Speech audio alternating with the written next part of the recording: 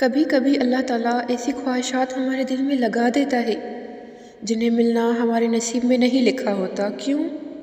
جب نصیب میں نہیں ہوتا دل، پھر کیوں ایسی خواہش میں لگ جاتا ہے؟ کیوں اس چیز کو ہم سے اتنے فاصلے پر رکھ دیتا ہے کہ جتنا اسے پانے کی دعائیں کرتے ہیں وہ اتنی ہی دور ہو جاتی ہے؟ کیونکہ اللہ تعالیٰ تمہیں اس مقام تک لانا چاہتا ہے جہاں صرف اس کے محبوب بندے ہوتے ہیں، وہ مقام جہاں تک سب کی رسائی نہیں، وہ مقام جہاں تمہارا صبر، تمہارا توکل، تمہارے آنسو، تمہارے سجدے اور تمہاری عبادتیں تمہیں اس کا پیارا بناتی ہیں۔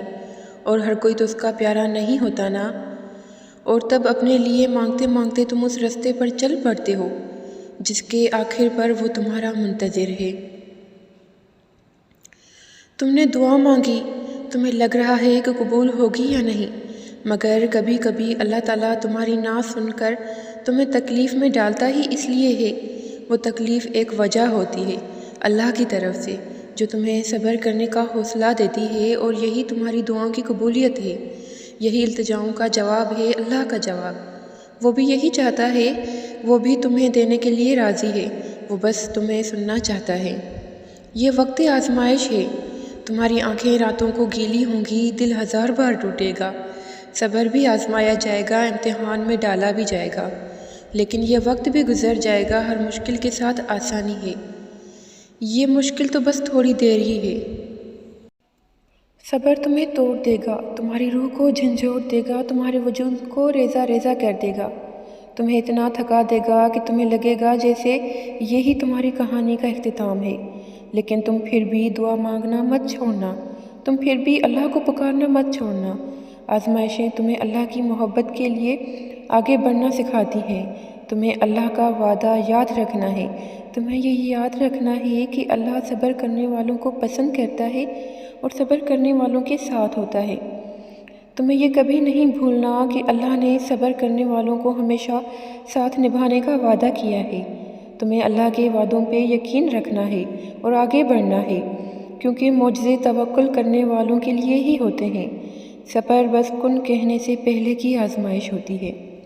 اللہ تمہارا نصیب مٹا بھی سکتا ہے اور دوبارہ بنا بھی سکتا ہے، ناممکن صرف تمہارے لیے ہے۔ اللہ تو جب چاہے جو چاہے سب کچھ کر سکتا ہے۔ جب کبھی تمہارا دل بے وجہ اداس ہونے لگے تو جان لینا کہ اللہ تمہیں یاد کر رہا ہے۔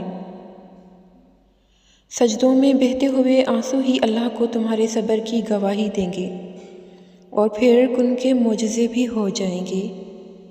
جلد ہی وہ دن بھی آئے گا جب تمہاری ساری دعاؤں کو حقیقت بنا کر تمہارے سامنے کھڑا کر دیا جائے گا، اور انہیں دیکھ کر تم کہو کہ یا اللہ، انہیں تو میں بھول چکا تھا،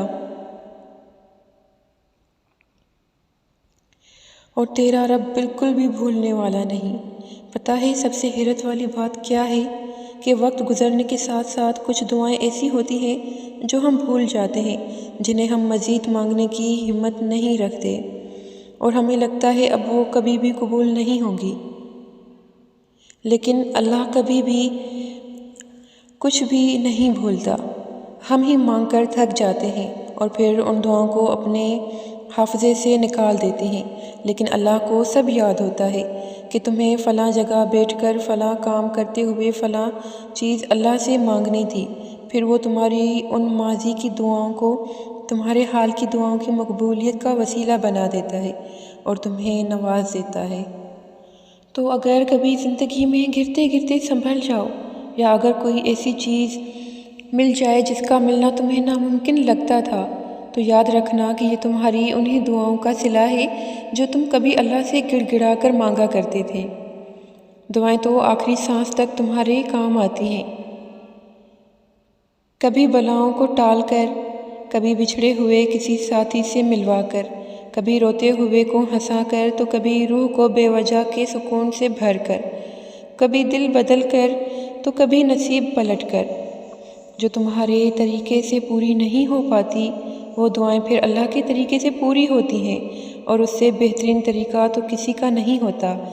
بتاؤ پھر بھلا یہ بات کیا معجزے سے کم ہے کہ جو دعائیں تم بھول جاتے ہو وہ دعائیں اللہ کو یاد ہوتی ہیں؟ ضرور قبول ہوگی تمہاری دعائیں، یہ وعدہ ہے اللہ کا تم سے۔ اللہ تمہاری بہتری کے لیے تاخیر ضرور کرتا ہے، لیکن وہ بھولتا نہیں۔